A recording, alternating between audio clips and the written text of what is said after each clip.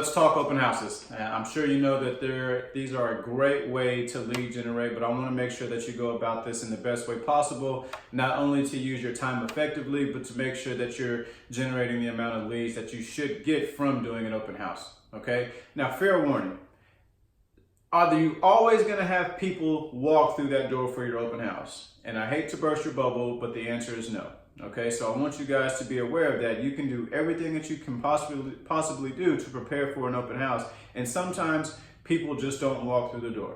Okay, so just be cautious of that, or be aware of that. I don't want you guys to not do any open houses because of one or two times that you didn't have somebody walk through the door. Okay, it's the things that you do leading up to the open house that's really going to be beneficial for you and help you play what I like to call the long game in ensuring that you have a successful real estate career. Okay, so let's dive right into it. I want to make sure that we go over what to do leading up to the open house, what we do during the open house, and what we're going to do post open house to ensure that you guys are successful and will continue doing those open houses in order to use it for a good lead generation tool. Okay. Now, one of the biggest questions that I'm pretty sure you're going to have is, what day is the best day to do an open house? Now, if I were to answer Saturday or Sunday, you probably would all be on board because that's typically where we see and when we see open houses. But I'm here to tell you there's really no day that's going to be better or worse. Okay? If you decide to have an open house on a Wednesday evening to try to catch traffic from people coming home from school or people coming home from work, and you have a bunch of people walk through, then that open house was successful. If you had one person walk through the door and you were able to capture their information, then that open house was successful. So don't dictate how you want to do your open houses based off what stereotypically says the weekend or Saturday and Sunday is the best days to do it. Whatever fits your schedule, the best time for an open house is when you decide to do it.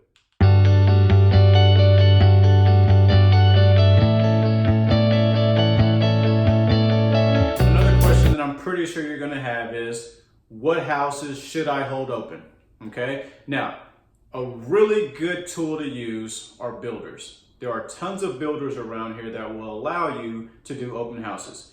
KB Homes, DR Horton, you name it, whatever community they're in, they'll most likely allow you to do open houses. And the reason why I say go directly to new construction when you're doing open houses is because you can just piggyback off of all the marketing that builder is already doing. You can set up shop in a spec home, one that's already built, waiting for the new owner to come in. And then you can just, like I said, piggyback off of all the marketing that they're doing. You become the expert not only for that specific neighborhood, but if that buyer is not interested or doesn't like the houses in that neighborhood, now you can redirect them to any other neighborhoods that you're familiar with, whether it's new construction or resale, and it's a really good tool to use as far as lead generation. Okay, that is the first place I would advise you guys to start. Now, if you specifically want to work homes in your subdivision or in an area that you farm, what I want you guys to know is reach out to the brokers or the other agents that may have listings in your neighborhood. Now, us as being Supreme One Realty, we are not going to allow any other agents to come in and hold our houses open. But we are going to go out and reach out to other people to see if they will allow us to hold their open houses, simply because people really just don't do open houses anymore, okay? What I firmly believe is that we're going to do the things that other people won't do in order to get to places that we want to be, okay? So if you have a specific neighborhood that you want to work and our sign is just not in that yard, call them up, go knock on that broker's door or wherever you want to go talk to that broker or to that agent and say, hey, this could be beneficial for both of us. How would you feel if I held an open house? I'll give you great feedback, and if somebody comes in and purchases the house, great. But if they don't, what you've done is put yourself in a great position to capture some leads and to build your book of business. All right? That is where I would advise you guys to start until you start rocking and rolling and getting all your listings and doing open houses for your personal listings as well. All right, so start there with new construction. Reach out to the communities that you want to be in.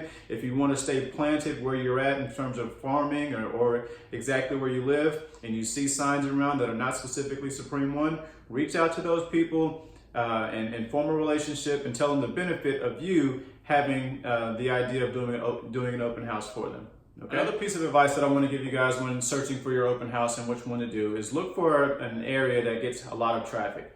I want you guys to be able to pick a house where you can actually sit in there for a couple weeks at the very least, simply because now you can begin to form pretty much a brand for yourself in that community, okay? It's really not going to be hugely beneficial if you do an open house and you're jumping around from subdivision to subdivision, because what I want you guys to do when you're doing these open houses is to build recognition and build name recognition for yourself, okay? If you're doing an open house in the community over and over again, in the same community over and over again, those neighbors are going to start noticing, wow, they're working really hard. Wow, they're working really hard. Maybe we should reach out to them when we get ready to sell. They're always over here, okay? That's going to be hugely beneficial for you.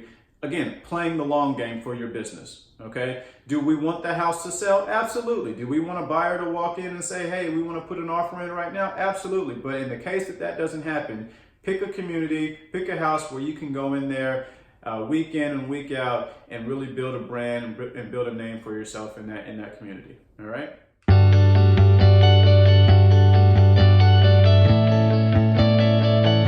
All right, now that we have the house picked out, now it's time to prepare.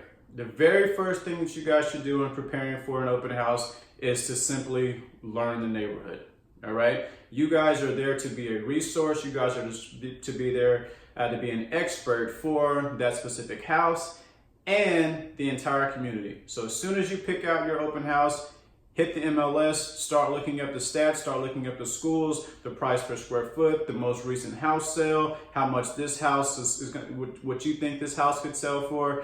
Anything that's gonna show you off as a resource and knowledgeable about that house and that community, learn it.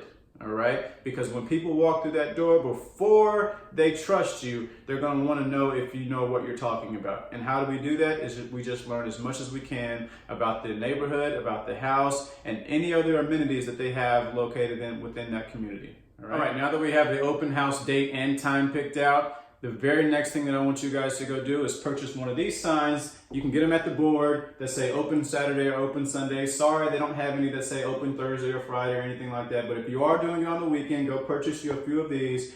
It's really beneficial because you can write the time in on there, okay? The reason why I want you guys to do that is as soon as you figure out what day and time that you're gonna do that open house, go stick that sign in the yard, simply because people like to plan for their day. They like to plan for their week. And if we can give them the opportunity to prepare to be at our open house, that's going to hugely increase your conversion rate. It's going to hugely increase the amount of traffic that you get at your open house, okay? Yes, there's going to be a lot of people looking on the internet, getting their information as far as open house dates and times from the internet. But if we can communicate with people in a few different ways, that's going to be hugely beneficial for you as far as your business and the amount of traffic that you get at your open house. So go purchase you a few of those signs, and as soon as you figure out what day and time you're going to do your open house, go stick those in the yard. Again, it's going to be hugely beneficial.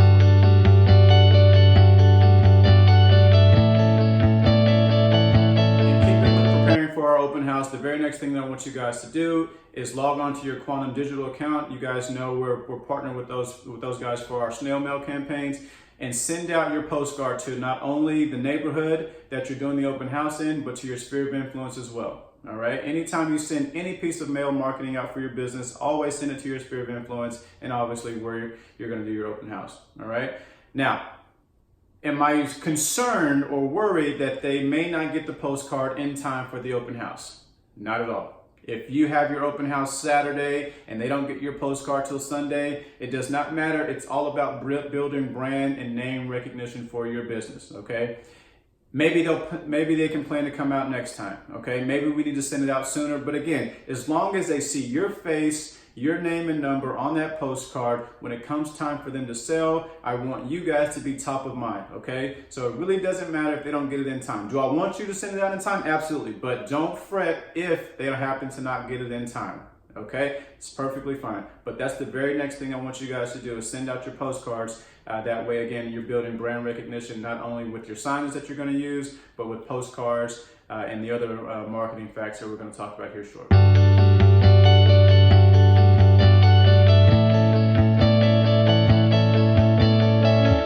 The next thing that we're going to do is you got to hit the phones. All right.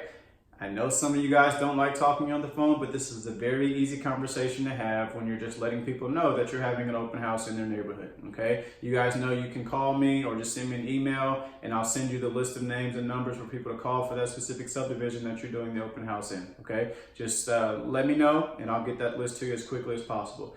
When you're making that phone call, it's essentially what I just said. It's an easy phone call. Yes, it is a cold call. I'm sorry, but it is going to be beneficial for your business. And essentially, you're just calling, all the people in the neighborhood. Hey, my name is XYZ with Supreme One Realty. I want to make sure that you are aware of the open house that's going around in this neighborhood. I want to give you, as a current homeowner, the opportunity to select your own neighbor. All right, so come take a look at the house. If you know anyone that may be interested in it, here I'll give you all the information that you can possibly need about this house, and feel free to pass it along to anybody that you feel that you would want to have as a neighbor.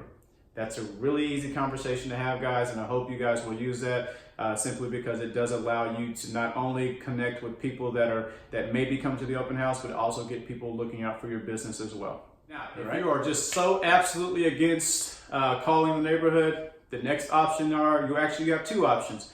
You can reach out to the landlords in the neighborhood and you can reach out to the tenants in the neighborhood. Unfortunately, you're probably not going to have their contact information, so you're just going to have to write them a handwritten note letting them know about the open house as well. So that's two pieces of mail that can go out along with your postcard and your handwritten note letting them know about the open house. All right.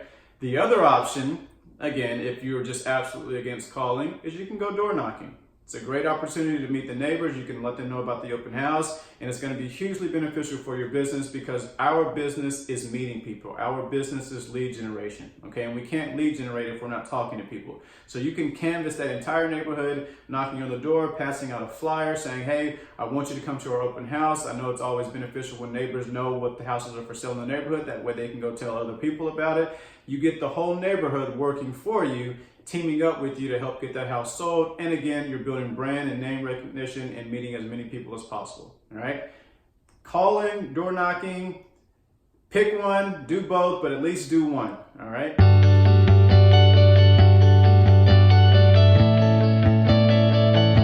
All right, it's almost time for the big day, all right? So here's what I want you to do as far as signage. You got to figure out what neighborhood, what HOA you're dealing with. Some require permits, some require that you can't even use open house signs. So you're going to have to dig into the bylaws and dig into the HOA online to figure out if you can do that or not. But if you can, what I suggest, if you can put those signs out the night before, that's going to be perfect for you. Again, going back to what we talked about before, putting that open Saturday or open Sunday sign in the yard, it gives people the opportunity to prepare for it.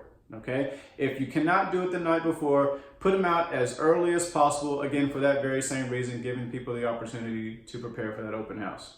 Okay, now when you're placing those signs out, if you happen to place a sign out in front of someone's yard or in someone's yard, do a courtesy and go knock on that person's door and ask permission. A lot of agents are not doing this.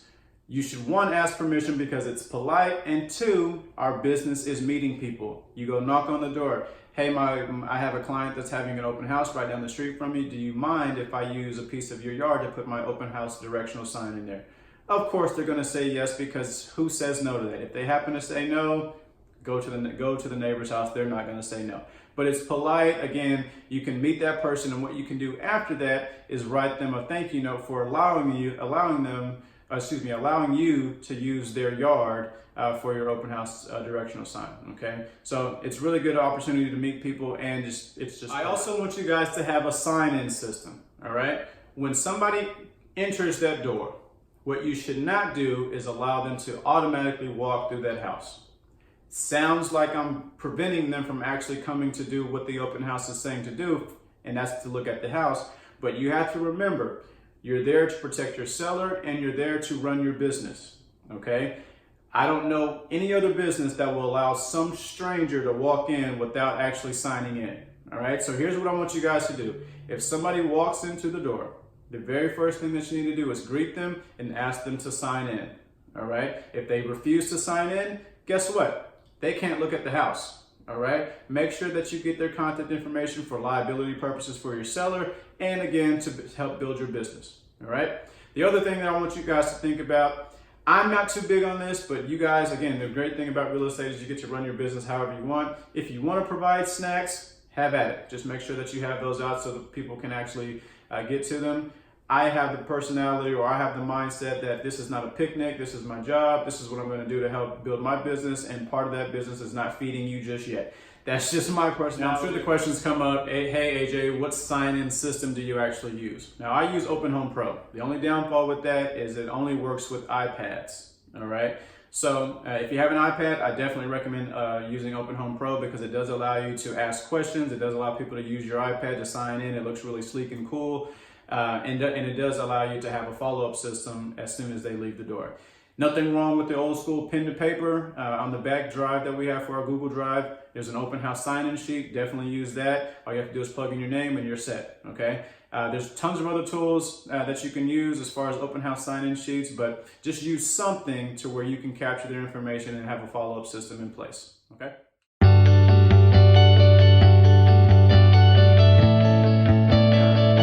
Actually bring to the open house. What I don't want you guys to do is just have people leaving with just your business card and that's it. All right. Again, you're there to be a resource for people. So a few things that I want you to bring.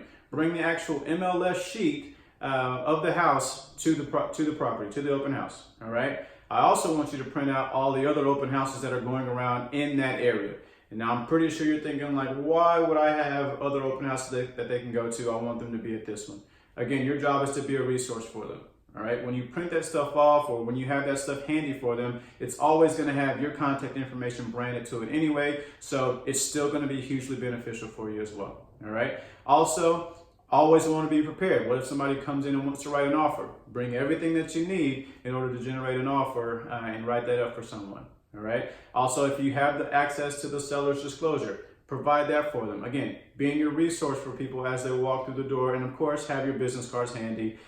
You guys know how I feel about business cards, but it's always good to have some just in case to pass out, and that way they can work for you if they're passing out to friends and family as well.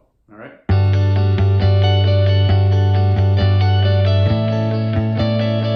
Now, I'm pretty sure one of the biggest questions you have is, hey AJ, what if somebody walks in? What do I say?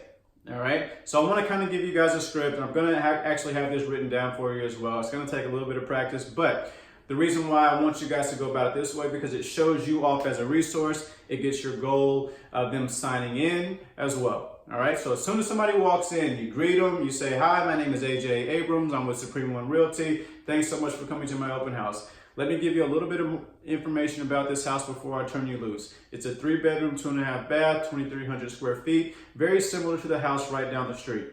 All right. Have you had a chance to take a look at that one just yet? Before they can answer, I always come in and say, it's very similar to this one. The only difference is we have wood floors, they have tile, we have a 1-story, they have a 2-story.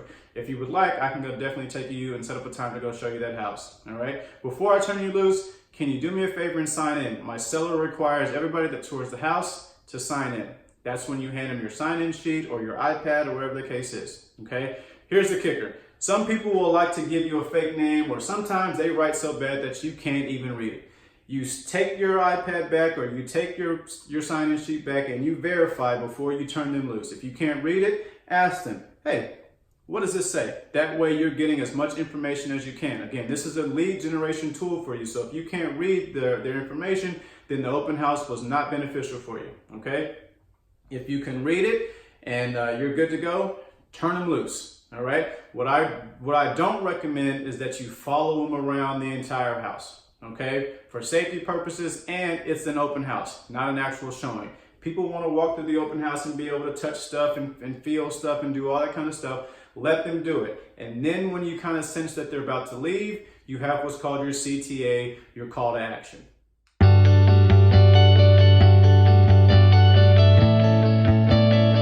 your CTA. I'm going to share with you a couple that I like to use. There's several out there. I mean, anything can be a call to action, but I want to make sure that you understand the ones that I use, and then you can derive how or develop any ones that you want to use. And your call to action is just making sure that you can pinpoint exactly why they're there, okay? One call to action that I use is, don't laugh, I know it's corny, but it always gets a little chuckle. Hey, how'd you find me today? Please tell me it was my beautiful signs that brought you in. Again, it always gets a chuckle, breaks the ice, and then allows me to dig even deeper as to why they're actually there looking for at the open house, okay? The other call to action that I use is, I assume a congratulations is in order because you're out looking at houses. I assume that you just sold your house. Okay, now what does that do for you? If they say, yes, we sold our house, okay, great, that's awesome. Now you can actually stick to what they're doing as far as buying this house. If they say, no, we haven't sold it yet, then that allows you to cater your conversation as far as helping them sell their house and buy a house, because we know most people need to sell their house before they can actually move forward with buying a house, okay? And it also tells you that, no, we don't have a house to sell. That tells you that they're a tenant, they're renting, or they're living with someone else, or whatever the case is. They don't have a house to sell. And again, you can cater your conversation towards that as well. It gives you a ton of information just by saying that one simple phrase, all right?